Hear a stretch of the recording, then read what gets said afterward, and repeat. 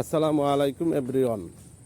আজকে একটি বিষয় নিয়ে কথা বলবো, সেটা হইল যে কলসকাঠি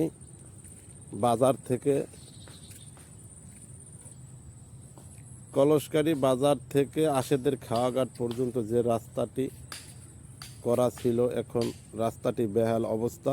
দেখেন, এই ভাই এই লাইনেই গাড়ি চালায়, সে ওই যে রাস্তা ঠালা হয়ে গেছে, একবারে নাই এই জায়গায় গাড়ি চালানোর জন্য আর কি। সে এইটা দিলে সুবিধা হবে, এই জন্যই ভাই এই ইটগুলো ভাঙ্গা ঠালায় দিতে আছে। এটা এক প্রকার মানবিক কাজও বলা যায়।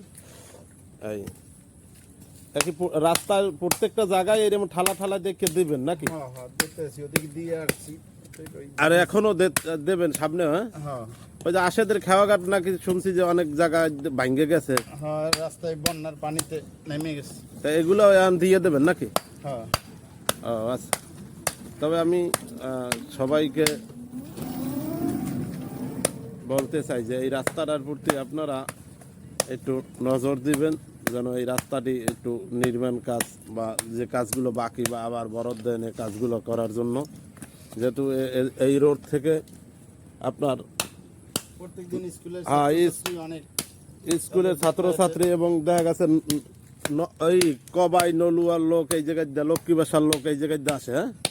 হ্যাঁ, দূর প্রান্ত থেকে এই জায়গায় লোক আছে কলসকাঠি বাজারে। আমি সবার কাছে বিনীত আবেদন করব যে এই রাস্তাটা যেন নতুন করে কাজ ধরানো হয়, যেন